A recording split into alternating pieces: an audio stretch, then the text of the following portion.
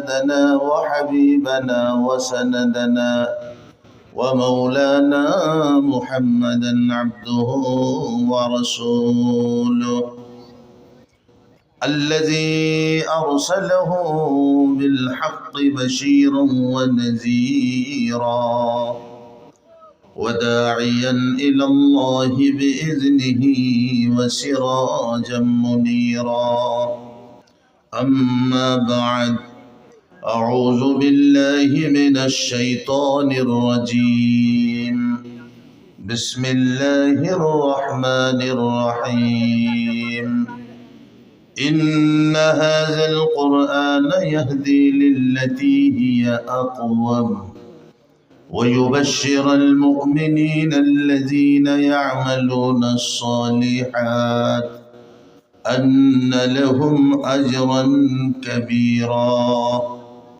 وقال الله تبارك وتعالى أيضا أعوذ بالله من الشيطان الرجيم يا أيها الإنسان ما غرك بربك الكريم صدق الله العظيم. وقال النبي صلى الله عليه وعلى آله وسلم لا حسد إلا في اثنين رجل آتاه الله القرآن فهو يقوم به آناء الليل وآناء النهار ورجل آتاه الله مالا فسلطه على هلكته بالحق أو كما قال صلى الله عليه الصلاة والتسليم. الحمد لله. প্রশংসা গুণগান গণকীর্তন ত্যাগ তিতিক্ষা স্তব স্তুতি ও বন্দনা পূজনা সাধনা ধ্যান ও ধারণা কামনা ও বাসনা নিবেদিত হোক মহান সত্তার জন্যে, যিনি আদি, যিনি অন্ত, যিনি অব্যয়, যিনি অক্ষয়, যিনি চিরন্তন, যিনি চিরঞ্জীবী, যিনি গরিয়ান, যিনি মহিয়ান, যিনি বিরাজিত জলে স্থলে অনুতে পরমাণুতে, যার পূত পবিত্র নাম আল্লাহ সুবহানাহু ওয়া তাআলা। তার কৃতজ্ঞতা, তার প্রশংসা, তার শুকরিয়া স্বার্থে একবার বলুন আলহামদুলিল্লাহ। আল্লাহ পাকের লাখো লাখো শুকরিয়া নিবেদনের পরিপ্রেক্ষিতে হাজার হাজার দরুদ ও শান্তির ধারা বর্ষিত হোক বিশ্ব নবী, বিশ্ব রবি, বিশ্ব নন্দিত, বিশ্ব বরেণ্য, স্বনাম ধন্য মা আমিনার নয়নের তারা, মা হালিমার হৃদয় সম, মা খাদিজার প্রিয়তম জনাবে সরওয়ারে কায়নাত শাফিউল মুজনবিন সৈয়দুল কৌনাইন রাহাতুল লিল আশিকিন রাহমাতুল লিল আলামিন সৈয়দনা মুহাম্মদুর রাসূলুল্লাহ, বলুন সাল্লাল্লাহু আলাইহি ওয়াসাল্লাম। আজকের সভার শ্রদ্ধেয় মাননীয় নির্বাচিত শাইখুল হাদিস সভাপতি সাহেব, মুআজ্জাজ উলামায়ে কেরাম, আজকের সভার বিশেষ অতিথিবর্গগণ, তলাবায়ে আজিজ, হুফাজে কেরাম, বয়োজ্যেষ্ঠ, সমবয়স্ক, বয়কনিষ্ঠ, জাতি, ধর্ম, বর্ণ, গোষ্ঠী, দলমত নির্বিশেষে এসেছিলেন, আসছেন, আসবেন, প্রত্যেকের প্রতি শ্রদ্ধার্ঘ অভিনন্দন, অভিবাদন। পর্দানসীনা শ্রদ্ধেয়া মাননীয় মা ও বোনেরা, আপনাদের জন্য আমার আন্তরিক অকৃত্রিম ভালোবাসা, কচি কাচাদের জন্য যথা স্নেহাশিস ও শোভাশিস। মুআজ্জাজ সামিঈনে কেরাম, আজকের সভা শুরু থেকে নিয়ে অত্যন্ত গুরুত্বপূর্ণ আলোচনায় রত ছিলেন আপনারা, আপনাদের মতো শুভবুদ্ধি সম্পন্ন সচেতন মানুষেরা। মনে রাখবেন, জ্ঞানের কথা তারাই শোনে যারা জ্ঞানী। আমার কথা বুঝছেন না? আমার ভাষা বুঝতে অসুবিধা হচ্ছে না? তা জ্ঞানের কথা তারাই শোনে যারা জ্ঞানী, সচেতনতার কথা তারাই শোনে যেনারা সচেতন। সেই জন্য কথাই বলে, গুণেতে জ্ঞানেতে রহিও তুমি বদ্ধ পরিকর, জীবনের তোরে রখিবে তুমি হইবে না ছারখার। যেজন লুটাইয়াছে আপনকে মধুর ভরা দুনিয়ায়, বিলীন হয়ে গেছে তারা এই জগৎ হতে, বেঁচে নাই তারা আর। সেজন্য বাবাজি, গুণীজন শোনার চান গুটি কয়েক কথা। কোরআনুল করিম থেকে দুটো আয়াত পাঠ করেছি, প্রিয় নবী সাল্লাল্লাহু আলাইহি ওয়াসাল্লামের রমিও মুখমিশ্রিত বাণী একটা হাদিস পাঠ করেছি, গুটি কয়েক কথা। তার আগে আমার মন চাইছে আপনাদের মতো গুণীজন মানুষ পেয়েছি, এই দুটো কথা বলেই মরে গেলে আর বলা হবে না। কি জানেন, এতক্ষণ পর্যন্ত মাগরিবের পর প্রায় 6:30 থেকে নিয়ে এই পর্যন্ত আপনাদের কথা আমি বসে বসে সব শুনছিলাম।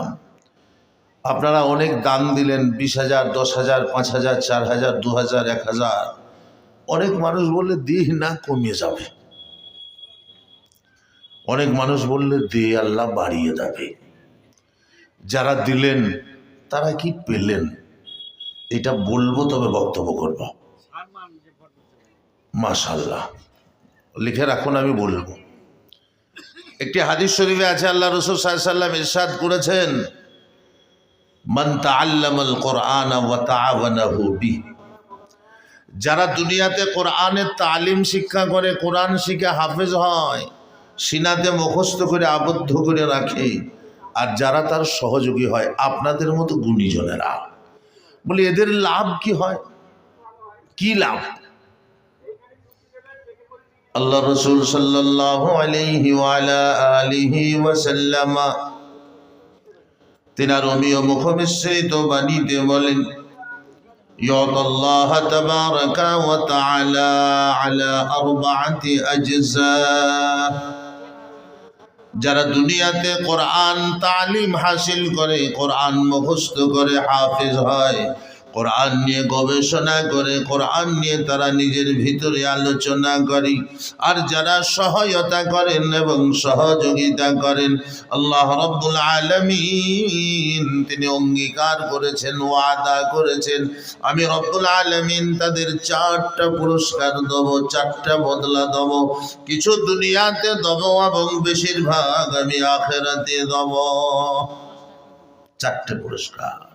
নাম্বার 1, রব্বুল আলামিন বলেন, যারা দুনিয়াতে আমার কোরআনের জন্য, আমার মুহাব্বতে, আমার নবীর হাদিসের সম্প্রসারণের জন্য, বিশ্বময় সুন্নত তরিকাকে প্রচলিত করার জন্য, ভবিষ্যৎ প্রজন্মর মানুষেরা যারা এরপরে যারা জন্মগ্রহণ করবে তারা যেন শহীদিন এবং সহি ইসলাম, সহি ঈমান পায়, তাদের চেষ্টা প্রচেষ্টা, তাদের চিন্তা ভাবনায় যারা আমার রাস্তায় খরচ করে এবং তালিম অর্জন করে, আমি 4টে পুরস্কারের প্রথম পুরস্কার দেব, ইউকাররিমুহু বিহিন নাস।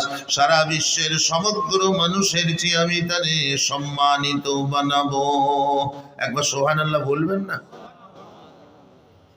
আল্লাহর ওয়াদা, আমি সম্মানিত বানাবো, ইজ্জত দেব, অনেক বড় ইজ্জত দেব, সম্মান দেব।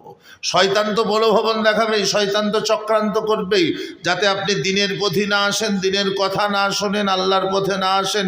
আপনি যেন কোরআনকে প্রতিষ্ঠিত করার জন্য, কি বলবো, আপনি আপনার জানমাল কোরবানি না করেন, শয়তান তো প্রচেষ্টা চালাবে। কিন্তু শয়তানের প্রচেষ্টার ফলে, শয়তানের প্রচেষ্টার প্রভাবে আমি আপনি যদি নিজেকে রুখে নিই, আমার আপনার ভুল হয়ে যাবে। আল্লাহ বলেছেন কোরআন শরীফের 13 নম্বর পারা, সূরার নাম সূরা আল ইব্রাহিম। আল্লাহ বলেছে শয়তানের কথাই চলো না, তোমার ভুল হয়ে যাবে। শুনুন, وقال الشيطان لما قضي الأمر إن الله وعدكم وعد الحق ووعدتكم فأخلفتم لي فلا تلوموني ولوموا أنفسكم। যেদিন কিয়ামতের মাঠ সংগঠিত হবে, যেদিন সারা বিশ্বের আপামর জনসাধারণ একটি ময়দানেতে উপস্থিতি দেবে, যেদিন কিয়ামত হয়ে যাবে, প্রত্যেকটি মানুষের বিচার হয়ে যাবে, তাদের কর্মের ফলাফল হিসাবে আল্লাহ তাদের জায়গা নির্ধারণ করবেন। তাদের জায়গা হইবে 2 রকমের। আল্লাহ রাব্বুল আলামিন কোরআনে বলেন, এক শ্রেণীর মানুষকে রব্বুল আলামিন বলবেন, ওয়াসিকাল্লাযীনা কাফারু ইলা জাহান্নাম যুমারা। এক শ্রেণীর মানুষকে বলবে, ও দুনিয়া প্রেমী মানুষেরা, ও আল্লাহ থেকে ভুলে যাওয়া মানুষেরা, শয়তানের প্রলোভনে প্রলোভিত মানুষেরা, শয়তানের প্রতারণায় প্রতারিত মানুষেরা, যাও যাও তোমরা জাহান্নামের দিকে যাও। আর এক শ্রেণীর মানুষ হবে, রব্বুল আলামিন বলবেন, ওয়াসিকাল্লাযীনা ইত্তাকাউ রাব্বাহুম ইলাল জান্নাতি যুমারা। যারা আল্লাহরে না দেখিয়া এত ভয় ভীত করেছে, এত মহব্বত এবং প্রেম করেছে যে আল্লাহর জন্য জান এবং মাল কুরবানি করেছে, রব্বুল আলামিন বলবেন, যাও যাও তোমরা সোনার জান্নাতে প্রবেশ করে যাও, যেখানে তোমাদের দুঃখ নাই, বিরহত নাই, বেদনা নাই, কোনো কষ্ট নাই, ঝটঝট নাই, ঝামেলা নাই, যেখানে তোমাদের সুখ আর সুখ, শান্তি আর শান্তি। তাহলে দুই শ্রেণীর মানুষ হয়ে গেল, একদিক যাচ্ছে জান্নাতে, একদিক যাচ্ছে জাহান্নামে। ঠিক মাঝখানে শয়তান দাঁড়াবে, শয়তান আত্মপ্রকাশ করবে, এতদিন দেখি নাই সেদিন দেখা হবে, দাঁড়াবে। দাঁড়ানোর পরে দুই দিকে হাত দুটো এইভাবে দেবে, আমার মতো করে, আমি যেরকম দিচ্ছি দেবে। দেওয়ার পরে রব্বুল আলামিন বলেন, সর্বপ্রথম জান্নাতীদের দিকে তাকিয়ে শয়তান তাদের ইশারা দিয়ে বলবে, ওয়াকালা শাইতানু লাম্মা কুজিয়াল আমর। যেদিন ফাইসালা মীমাংসা হয়ে যাবে, শয়তান ফাইসালার পরে মধ্যস্থলে দাঁড়িয়ে ইশারা দিয়ে বলবে, ইন্নাল্লাহা ওয়া'দাকুম ওয়া'দাল হক। ও দুনিয়ার মানুষেরা, আল্লাহ রাব্বুল আলামিন দুনিয়াতে তোমাদেরকে প্রতিশ্রুতি দিয়েছিলেন, অঙ্গীকার করেছিলেন, ওয়াদা করেছিলেন, যারা দুনিয়াতে বসবাস করে দুনিয়ার সবচেয়ে বেশি মহব্বত আমি আল্লাহরে দেবে, আমার নবীরে করবে, আমি রব্বুল আলামিন তাদেরকে এত সুখের জায়গা দেব, এত শান্তির জায়গা দেব, তারা কোনোদিন কষ্ট পাবে না। আজকে রব্বুল আলামিন তার প্রতিশ্রুতি, তার অঙ্গীকারকে পরিপূর্ণ করেছেন। তারা এমন জান্নাতে প্রবেশ করবে যার নিয়ামত সমূহ পৃথিবীর কোনো জবান বর্ণনা করতে পারে না, যেমন নিয়ামত পৃথিবীর কোনো চক্ষুতা দর্শন করেনি, এমন নিয়ামত পৃথিবীর কোন হৃদয় কল্পনা করতে পারে না। আল্লাহ রাসূল সাল্লাল্লাহু আলাইহি ওয়াসাল্লামের উপরে এই কোরআনুল কারীম যখন অবতীর্ণ হলো, এই আয়াতে কারীম অবতীর্ণ হলো, আল্লাহ রাসূল সাল্লাল্লাহু আলাইহি ওয়াসাল্লামের একজন সাহাবা, নাম তার হযরতে আবু কাতাদা রাদিয়াল্লাহু তাআলা আনহু, অঝর নয়নে কাঁদতেছেন, চোখ দিয়ে টপ টপ করে পানি পড়ে। নবী আমার জিজ্ঞাসা করে, ও আবু কাতাদা, কান্না করো কেন? সহিহ বুখারীর riwayat। তুমি কান্না করো কেন? হযরতে আবু কাতাদা রাদিয়াল্লাহু তাআলা আনহু বলেন, ইয়া রাসূলুল্লাহ, কাল কিয়ামতের দিনে আমার কাতারটা যদি বাম দিকে হয়ে যায়, আমি শয়তানের প্রতারণায় যদি প্রতারিত হয়ে যাই, আর আমার নসিবে যদি শয়তানের প্রলোভনে পড়ে জাহান্নামের খাতায় নামখানা উঠে যায়, আমি তো নিজেকে নিজে ধ্বংস হয়ে যাব, বরবাদ হয়ে যাব। ইয়া রাসূলুল্লাহ, দুনিয়া থেকে আখিরাত পর্যন্ত আমাকে কিছু শিক্ষা দিয়ে দেন, যার উপরে আমি আমল করিয়া চলিলে আমি কোনদিন যেন ক্ষতিগ্রস্ত না হয়। আল্লাহ রাসূল সাল্লাল্লাহু আলাইহি ওয়াসাল্লাম তাকে 6টা শিক্ষা দিলেন। শুনুন কান দিয়ে। এই তো ঘর যাবেন, কটা বাজে? 10টা বাজে। ঘর তো যাবেন রে বাবা, প্রতিদিন তো ঘর যায়, একদিন একটু দেরি করে ঘর গেলেই বা কি হবে? প্যারা আজিজ দোস্ত, সামিনে কেরাম, আমরা বললেন আমাদের একটা দোষ আছে বাপ। বলছে আমরা রাত জাগবো কখন? বলে যখন হাসপাতালে ভর্তি থাকবো তখন, সুস্থ হালতে জাগবো না, পারবি না, সুস্থ হালতে জাগবো না। এখন বর্তমান পরিস্থিতি যা হয়ে গেছে বুঝলেন, নদিয়া জেলাতে আজ থেকে 15-16 বছর আগে যখন আমরা জালসায় এসেছি, সারা রাত জলসা হতো, ফজর আজান পর্যন্ত ছোলা ভোনা দিয়ে মুড়ি দিতে ঘর যেত। এখন বাবু নদিয়া জেলাতে বলছে, বাবু সেই সব দিন ভুলে যাও, সে এক যুগ ছিল তখন ঝিঙ্গিতে ঝাল ছিল, এমন এক কাল এলো বেগুনে হার হলে আর চলবে না। বেলা রাত 9:30 9টা বাজছে, মনে সব ফুরুত হয়ে গেল। হ্যাঁ বাবা, তাহলে রাত কোথাও আমরা হাসপাতালে জাগবো? খেপালো। দিনের কথা শোনা ইবাদত, কোরআনের কথা শোনা ইবাদত, হাদিসের কথা শোনা ইবাদত। সেই জন্য জীবনকে ধন্য করতে গেলে আল্লাহ রসুল 6টা জিনিস শিক্ষা দিয়েছেন। দেখুন না, এই 6টা জিনিস আপনার জীবনকে পাল্টিয়ে দেবে, আপনার জীবনধারাকে পাল্টিয়ে দেবে, আপনার প্রচলিত জীবনের ধারাবাহিকতাকে আল্লাহ এত উন্নত করে দেবেন আপনি কল্পনা করতে পারবেন না।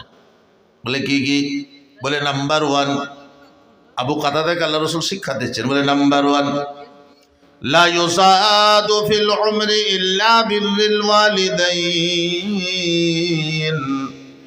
বলে ও আবু কাতাদা, তুমি কান খুলিয়া শুনিয়া নাও, তুমি কিয়ামত পর্যন্ত আনেওয়ালা মানুষের কাছে পৌঁছে দিও, দুনিয়াতে কেউ যদি হায়াতে তৈয়বা চাই, পবিত্র জিন্দেগি চাই, দুনিয়ার হায়াতকে যদি কেউ বাড়িয়ে নিতে চাই, দুনিয়াতে সুস্থ হালতে যদি বেঁচে থাকতে চাই, দুনিয়াতে সুন্দর জীবনযাপনের দুনিয়া যদি চাই, তার জন্য একটি আমল তোমায় বলে দিতেছি, তুমি শুনে নাও। বলে ইয়া রাসূলুল্লাহ বলে দেন। আল্লাহ রাসূল বললেন ইররা বিররুল ওয়ালিদাইন। বলে সেই ব্যক্তির জন্য একটাই ছোট্ট আমল, সে যেন নিজের মা বাপের ভালো সেবা করে। ওগো আবু কাতাদা, যে মাতা পিতার সেবা করে, মা বাপকে ভালোবাসে, মা বাপের নাফরমানি করে না, আল্লাহ রাব্বুল আলামিন তাকে লম্বা জিন্দেগি দেবেন এবং পুত পবিত্র জিন্দেগি দেবেন। মা বাপের ভালোবাসার ভিতরে আল্লাহ লম্বা জিন্দেগি রেখেছে। দুনিয়াতে দেখবেন সব জিনিসের প্রতিকারক উঠে পড়েছে, ঔষধ উঠে পড়েছে, মেডিসিন, সমস্ত জিনিসের মেডিসিন উঠে পড়েছে, কিন্তু পৃথিবীতে একটা জিনিসের মেডিসিন এখনো আবিষ্কার হয়নি, আর কিয়ামত পর্যন্ত হবে না। সেটা কি জানেন? বেশি দিন বেঁচে থাকা, হায়াতকে বাড়িয়ে দেওয়া, জিন্দগিকে লম্বা করে দেওয়া, সুখী সমৃদ্ধশালী জীবন পাওয়া। এর কোনো ঔষধ নাই, এর কোনো রকমের কোনো ব্যাকটেরিয়া, কোনো রকমের কোনো ভিটামিন, কোনো রকমের কোনো অ্যান্টিবায়োটিকের কোনো আবিষ্কার হয়নি, আর হবেও না। একজন মানুষ কোটিপতি, সে ভাবছে, গরিবরা ভাবছে কি যে ও বিরাট সুখে আছে, আর ধনীরা ভাবছে কি গরিব খুব সুখে আছে। আপনাকে একটা ছোট্ট আমি একটা গল্প শোনাই। একটি গ্রামে একজন মানুষ ডাক্তার সাহেব ছিলেন। আপনারা চুপচাপ শুনুন। একটা ডাক্তার সাহেব ছিলেন, ধনী মানুষ। তার ধরলেন দেবগ্রামে কে কৃষ্ণনগরে একটা বড় চেম্বার ছিল, সে চেম্বারে যাওয়া আসা করতেন। লাল গাড়ি ছিল, লাল অ্যাটার্চি ছিল, প্রত্যেক দিন অ্যাটার্চি ভর্তি করে করে টাকা নিয়ে আসতেন। তার বাড়ি পাকা বাড়ি, বিল্ডিং বাড়ি, বালাখানা বাড়ি। তো তার বাড়ির কনস্ট্রাকশনের জন্য, কিছু কাজের জন্য একটা মিস্ত্রির দরকার। তিনি চিন্তা করলেন একটা ভালো মিস্ত্রি দেখতে হবে, আল্লাহওয়ালা, দিনওয়ালা। আমি তো সকালে উঠে চেম্বার চলে যাব, তাহলে মিস্ত্রিকে যদি আল্লাহওয়ালা না হয় সে ফাঁকি মারবে। ভালো মিস্ত্রি খোঁজার জন্য মসজিদের ইমাম সাহেবের কাছে মাশওয়ারা নিয়েছে। ইমাম সাহেব বলে বলুন হুজুর, বলে গ্রামে তো অনেক রাজমিস্ত্রি আছে, একজন ভালো মিস্ত্রির নামটা বলুন তো। তা বললো ওই পাড়ার একজন আছে, আব্দুল গফুর নাম, অত্যন্ত ইমানওয়ালা, দিনওয়ালা, তাহাজ্জুদ গোজার, বলে তারে ঠিক করুন। ডাক্তার সাহেব তার বাড়িতে হাজির, রাজমিস্ত্রির কাজ করে, 3-4টে ছেলে মেয়ে, ছোট্ট ঘর, বড় নয়। ঢুকতে গেলে একবার মাথায় ঠক্কর খায়, বেরোতে গেলে একবার ঠক্কর খায়। কথা বল, বাড়ির দরজায় গিয়ে ডাক দেয় আসসালামু আলাইকুম। দৌড়ে বেরিয়ে এসেছে আমার বাড়ির দরজায় গ্রামের প্রসিদ্ধ সম্ভ্রান্ত ঐতিহ্যবাহী মানুষ, একজন বড় ডাক্তার, MBBS, তিনি এইছেন। তাড়াতাড়ি বেরিয়ে বললেন স্যার, হুজুর কি বলছেন বলুন। বললে তুমি আমার বাড়িতে 2-4 দিন কাজ করতে পারবে? বলে জি জি জি জি। বলে কি করবেন? বলে কাল সকালে গিয়েও তোমাকে আমি দেখিয়ে দেবো। রাজমিস্ত্রি সাহেব সকালবেলায় কাজে যাচ্ছে, আর যাবার সময় বাড়ি থেকে একটা বড় অ্যালুমিনিয়ামের টিফিনে 4টি ভাত ভরে নিয়েছে, একটু আলু সিদ্ধ নিয়েছে, একটা পেঁয়াজ, একটা কাঁচা লঙ্কার একটু লবণ নিয়ে ডাক্তারের বাড়ি কাজ করতে গেছে। ডাক্তারের বাড়িতে প্রবেশ করার সঙ্গে সঙ্গেই বাড়িতে ঘিয়ের খুশবু, নাকে ঘিয়ের খুশবু, ব্রেড তৈরি হচ্ছে, ব্রেড। বলে এত খুশবু নাশকর করেনি। বাড়ির দরজায় গিয়ে সালাম দিয়ে বলে এসো এসো এসো, এই সব কাজগুলো তুমি করবে, দেখিয়ে দিলে। রাজমিস্ত্রি কাজ করতেছে, কাজ করে আর মনে মনে ভাবে রব্বুল আলামিন, উলামাদের মুখে শুনেছি, ইমাম সাহেবের জবানে শুনেছি, তুমি আল কোরআনেতে বলেছ আমি পৃথিবীর ভারসাম্যকে ঠিক রাখার জন্য সবাইকে সমান্তরাল বানাইনি, সবাইকে সমান বানাইনি, কাউকে অর্থশীল বানাইয়াছি, কাউকে গরিব বানাইয়াছি, কাউকে বালাখানায় বাস করাই তো কাউকে ফাটিচারে বাস করাই, কাউকে ঝুপড়ি ঘরেতে আমি বাস করাই। রব্বুল আলামিন, আমি আব্দুল গফুর সারাদিন কাজ করি, কাজ করার পর আমার 400 টাকা মজুরি হয়। আমি যদি আমার বাড়িতে বউকে বলি আমার জন্য একটু গাওয়া ঘি দিয়ে রুটি সেকে দাও, আমার পক্ষে সম্ভব নয়। কিন্তু আজকে এমন বাড়িতে কাজে এসেছি, যতক্ষণ কাজ করছি নাকে শুধু ঘিয়ের খুশবু আসতেছে, কিন্তু আল্লাহ আমি নাশকর করি নাই, আমি নাশকরি নয়। কাজ করতে করতে করতে করতে বেলা 3টে বেজে গেল, এবারে কাজের ছুটি হয়ে যাবে, ঘর চলে যাবে। ঠিক ঘর যাবার কিছু আগে ডাক্তার সাহেব চেম্বার থেকে চলে আসলেন, গাড়ির দরজা খুলে টাক করে নামলেন, নেমে ঘরে প্রবেশ করছেন, হাতে একটি অ্যাটার্চি। মিস্ত্রি কর্নি চালায় আর অ্যাটার্চির দিকে তাকিয়ে তাকিয়ে দেখে। ডাক্তার সাহেব এসে অ্যাটার্চিটা খ্যাট করে খুলল, অ্যাটার্চির ভিতরে 500 টাকার নোটের বান্ডিল আলাদা, 100 টাকার নোটের বান্ডিল আলাদা, 200 টাকার নোটের বান্ডিল আলাদা। এর তাকিয়ে এর চোখ তো চরক কাজ। ই আল্লাহ, সারাদিন রৌদ্রে ধূপে কষ্ট করে সিমেন্ট বালি ইট নিয়ে লড়াই করছি, 400 টাকা। খাবার দিয়েছে কি আমার বউ? কালকের ভিজে ভাত, সঙ্গে একটু আলু সেদ্ধ, একটা শুকনো লঙ্কা পুড়িয়ে দিয়েছে, একটু পেঁয়াজ আর একটু লঙ্কা। ইনি সকালবেলায় ঘিয়ে ভাজা রুটি খেয়ে গেলেন, আরে 3টের সময় আসলেন, অ্যাটার্চি ভর্তি তার টাকা। ওনার স্ত্রী ওনার জন্য কত খাবার তৈরি করেছে, এই কথাটা তার মনের ভিতরে ঢুকে গেল। বাবাজি সোনার চাঁদ আল্লাহর ওলি মহাব্বতের মা জননী এ কথা চিন্তা করতে করতে 400 টাকা পকেটে নিয়ে সাইকেল চালাতে চালাতে ঘর চলে গেলেন, বাড়ি চলে গেলেন। বাড়িতে গিয়ে আসরের নামাজ মাগরিবের নামাজ আদায় হলো, আর মাগরিবের নামাজের পরে স্ত্রীকে বলছে প্রিয়তমা, বলে বলো স্বামী, বলে আমার শরীরটা কেমন যেন করছে, আমার মাথা চক্কর দিতেছে, আমার শরীর যেন ঠিক থাকছে না, পাগুলো টলমল করে, আমি একটু আরাম করতে চাই। বিছানায় শুয়ে পড়ল, তার পায়ে তার স্ত্রী তেল বুলিয়ে দিল, সারা শরীরকে তার সুস্থ বানালো। স্বামী আর উঠতে পারে নাই, স্বামীর অনেক জ্বর এসে গেছে, শরীরের উত্তাপ বেড়ে গেছে, মাথার ভিতরে একই চিন্তা, এই কাউকে বলতে পারে না, কাউকে যদি বলি সে হাসবে এবং আমার প্রতি অনেক রকমের কথা বলবে, সেজন্য সে কাউকে বলে না। সকাল হলো, ডাক্তার সাহেব বসে আছেন, আমার কাজে আসবে আব্দুল গফুর, আসেনি। ভাবলো আজ আসবে না, পরের দিন সকাল হলো, একদিন চলে গেল, আব্দুল গফুর কাজে আসবে কিন্তু আসেনি। ডাক্তার সাহেব চিন্তা করলেন আজকে আমি যাব, ডাক্তার সাহেবের আমি আব্দুল গফুরের বাড়ি যাব। কেনই তো একদিন কাজ করে কেন আর আসছিস না বাবা, কি হয়েছে, শরীর খারাপ নাকি, অসুস্থ নাকি? বাবাজি সোনার চাঁদ আল্লাহর ওলি সকালবেলায় ডাক্তার সাহেব গোসল করে অ্যাটার্চিটা নিয়ে গাড়িতে চেপে স্টার্ট দিয়ে যাচ্ছেন, আব্দুল গফুরের বাড়ির দরজার কাছে গিয়ে গাড়িটা গাড়ি করিয়ে দিয়ে হর্ন মারছেন। কে জানো কে রাস্তায় হর্ন মারে। ডাক্তার সাহেব দেখলেন কেউ তো বেরোলো না, তিনি টুকটুক করে লাভলেন, আর লাভার পরে বাড়ির দরজাতে আওয়াজ দেয় আসসালামু আলাইকুম, আর খটখটি মেরে দেয়। বাবাজি সোনার চান ডাক্তার সাহেবের স্ত্রী সালামের উত্তর দিয়ে বলেন কে? বলে আমি ডাক্তার বলছি। বলে স্যার দরজা খোলা আছে আসুন। ডাক্তার সাহেব ভিতরে প্রবেশ করে কি দেখেন, আব্দুল গফুর অসুস্থ, জ্বর হয়েছে, আর তেনার স্ত্রী মাথাগুলো টিপে দিচ্ছেন, আর তেনার একটা বাচ্চা মেয়ে পায়ের নিচে তেল বুলিয়ে দিচ্ছেন।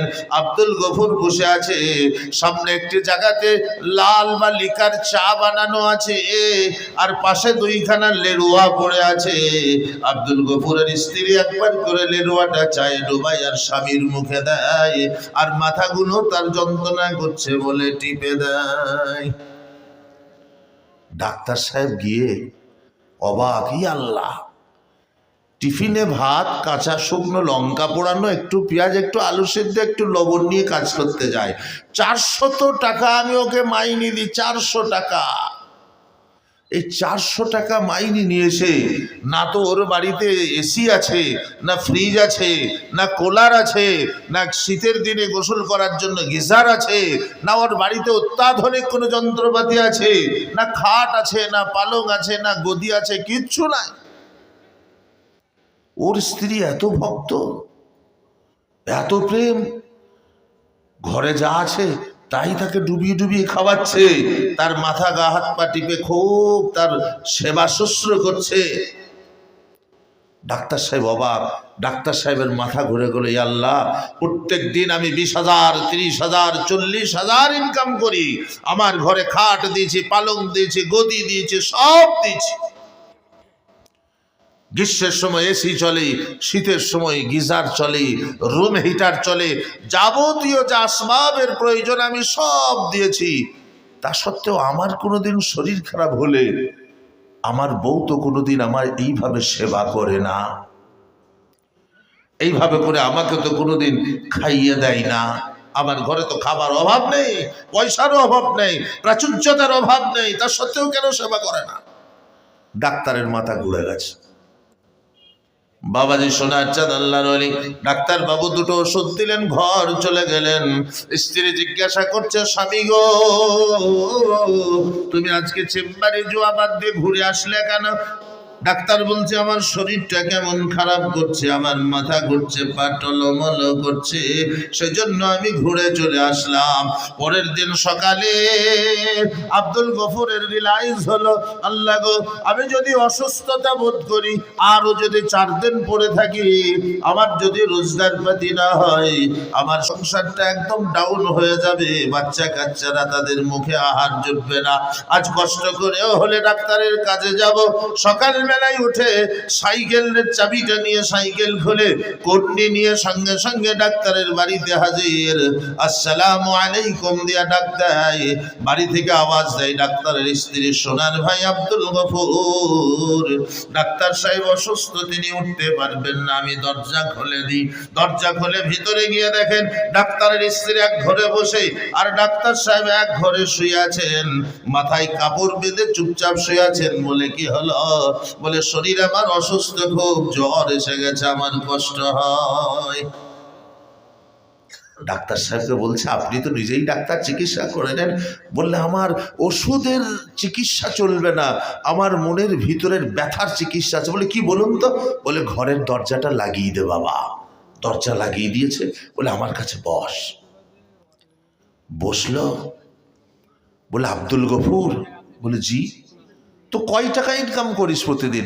বলে, প্রতিদিন হয় না হুজুর, শুক্রবার দিনে যাই না জুম্মার নামাজ পড়বো বলে, যেদিন বৃষ্টি হয় সেদিন হয় না, বাকি যেদিন যায় আল্লাহ 400 টাকা দেয়, এই 400 টাকা নিয়ে ঘর যায়। বলে, এই যে তুই 2-3 দিন অসুস্থতায় পড়েছিলি, এই 2-3 দিন তো তোর রোজগার হয়নি।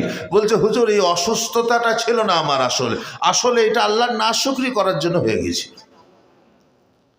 জ্বর জ্বালা যন্ত্রণা এসব কিছু আসেনি, আমি আল্লাহর নাশুকরি করেছিলাম। মানে কি নাশুকরি করেছিলি? বলে, হুজুর, প্রথম দিনে আপনি আসলেন, অ্যাটাচিটা করলেন, এতগুলো টাকা থেকে আমার মনের ভিতরে একটা ভাব চলে গেল, আল্লাহ গো, এত দিয়েছ ওকে, আমাকে দাওনি। ওই চিন্তা ভাবনায় টেনশনে আমার ভিতরে রোগ ধরে গেলাম। আজকে দেখছি যদি না যাই তাহলে আমার হাড়ি চড়বে না। হুজুর, আল্লাহকে লুকাতে পারবো না, আপনাকে লুকিয়ে কি করবো? ডাক্তার চাপ করে হাতটা ধরে বলছে, বস।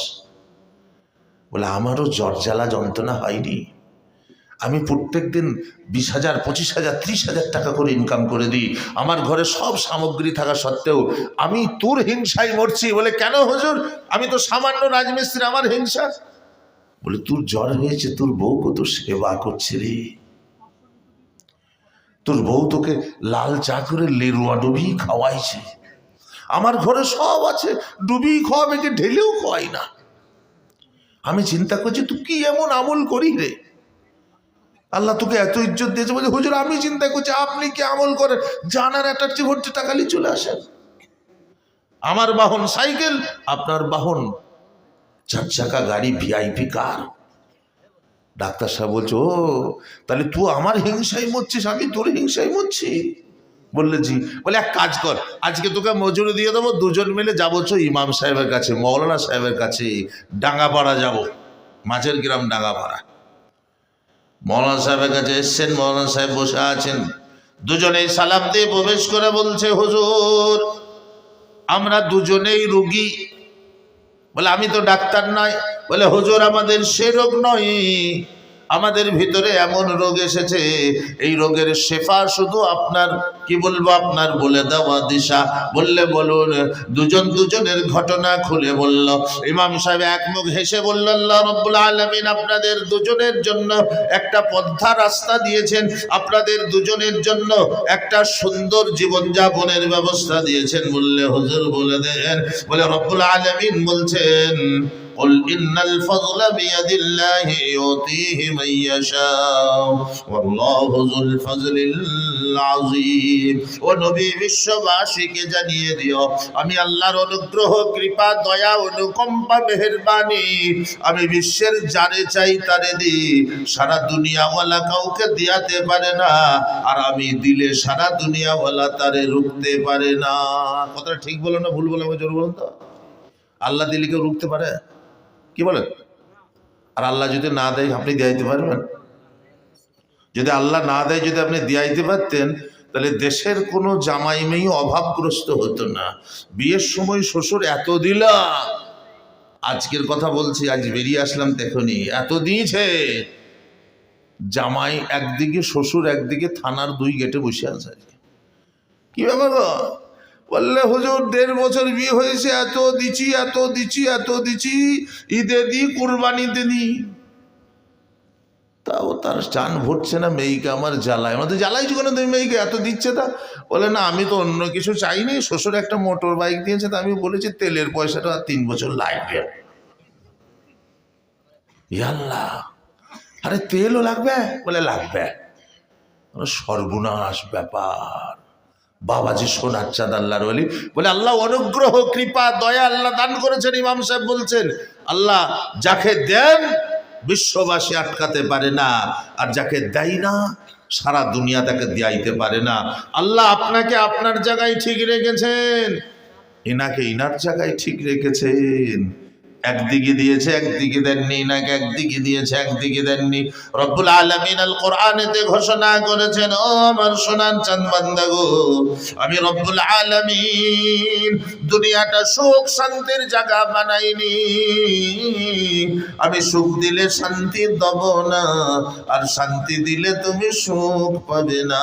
তুমি আমার জন্য কুরবানি করো, মেহনত করো, আমাকে রাজি খুশি করো। যেদিন তুমি আমার কাছে উপস্থিতি দেবে, আমি রব্বুল আলামিন জান্নাতের ঘরে সুখ দেব, শান্তিও দেব, আরামও দেব, চাই না দেব। দুনিয়া সুখ শান্তির জায়গা নয়। হযরত নবী মূসা, আরেকটি বলি, হযরত নবী মূসা কালিমুল্লাহ আলাইহিস সালাম একজন নবী ছিলেন। আমাদের নবী পাক সাল্লাল্লাহু আলাইহি সাল্লামের জন্মানোর 8,500 বছর পূর্বে তিনি পৃথিবীতে এসেছিলেন। তিনার 3টে বৈশিষ্ট্যতা ছিল। প্রথম নম্বর বৈশিষ্ট্যতা ছিল তিনি কালিমুল্লাহ, আল্লাহর সঙ্গে কথা বলতেন। দ্বিতীয় নম্বর বৈশিষ্ট্যতা ছিল তিনি আল্লাহ রাব্বুল আলামিনের এত প্রিয় পাত্র ছিলেন। একদিন তিনি বললেন আল কোরআন রব্বি আরিনি, আল্লাহ আমি তোমাকে দেখতে চাই। তিনার 3 নম্বর বৈশিষ্ট্যতা ছিল তিনি এত বেশি মুআজিজা দেখিয়েছেন, পুরো কোরআন শরীফে তিনার 26টা মুআজিজার কথা উল্লেখ আছে। 26টা। হযরত নবী মূসা কালিমুল্লাহ আলাইহিস সালাম যাচ্ছেন রাস্তা দিয়ে, একজন মানুষ আল্লাহ নবী হযরতে মুসাকে দেখেন আর দৌড়ে গিয়ে নদীর পানিতে লেবে পড়েন, দৌড়ে গিয়ে নদীর পানিতে লেবে পড়েন। হযরতে মুসা আলাইহিস সালাম খুব চিন্তিত কি ও আল্লাহর নবী, আমি আল্লাহর নবী কালিমুল্লাহ, আমাকে দেখে কি ঘৃণা করে, তা আমাকে দেখে দৌড়ে যে পানিতে নেমে লুকিয়ে যায়। একদিন হলো, দুদিন হলো, 3 দিন হলো, চতুর্থ দিন হযরত মুসা আলাইহিস সালাম তাকে ডাক দিয়ে বলেন, এই খবিস, তুই কি আমার চেহারা দেখতে চাস না, আমাকে দেখে ঘৃণা করিস? বলে না হুজুর। তাই আমায় দেখে তো পানিতে লাভিস কেন? লোকটি বড় বেদনা আত্মস্বরে বলিতেছে, নবী মুসা কালিমুল্লাহ, আমি আপনাদেরকে ঘৃণা করি না, আপনারে ভালোবাসি, বড় মোহাব্বত করি, বড় মানি। ও নবী মুসা কালিমুল্লাহ, আপনাকে দেখে এই জন্য আমি পানিতে নামি, নদীতে নামি। আল্লাহ রাব্বুল আলামিন আমাকে এত অভাবগ্রস্ত করেছেন, আমি এত দুষ্ট, এত অভাবগ্রস্ত, এত দারিদ্রতা আমার মধ্যে আল্লাহ দিয়েছেন। আমার ঘর নাই, বাড়ি নাই, আমার কিচ্ছু নাই, এমনকি আমার পরনের কাপড় পর্যন্ত নাই, আমি উলঙ্গ, আমার শরীর সব উলঙ্গ। ওগো নবী মুসা কালিমুল্লাহ, সেই জন্য নদীর ধারে থাকি, এখানে আমি যা পাই তাই ভক্ষণ করি, কেউ দিলে খাই, আর সবাই যখন আসে আমি উলঙ্গ হয়ে বসে থাকি। আপনি আসলে আমার বড় লজ্জা লাগে, তরস লাগে। আপনি একজন নবী কালিমুল্লাহ, তাই আপনাকে দেখে আমি পানিতে লেবে যাই। নবী মুসা কালিমুল্লাহ বলছে, ঠিক আছে, আমি তুর পাহাড়ে আল্লাহর সঙ্গে কথোপকথন করব আর তোমার জন্য আল্লাহর দরবারে দোয়া করব। হযরতে মুসা কালিমুল্লাহ চলে গেলেন তুর পাহাড়ে, আল্লাহর সঙ্গে অনেক কথোপকথন হলো, তারপরে দোয়া করতে শুরু করলেন, রব্বি তুকাল্লিমুহু বিহি আনা ইউতিহি বিতুর। রব্বুল আলামিন, এক ব্যক্তির সঙ্গে আমার কথোপকথন হচ্ছিল, যখন আমি তুর পাহাড়ের দিকে আসছিলাম, তুমি সবই জানো, তাও তোমার কাছে আমি আরজি রাখতেছি রব্বুল আলামিন, ওই ব্যক্তিটা বড় অসহায়, বড় দুস্থ, বড় গরীব। আল্লাহ গো, তুমি যদি অনুগ্রহ করে, দয়া করে, কৃপা করে তার জন্য কিছু মালের ব্যবস্থা করে দাও, তাহলে ভালো হয়। আল্লাহ রব্বুল আলামিন সব জানেন।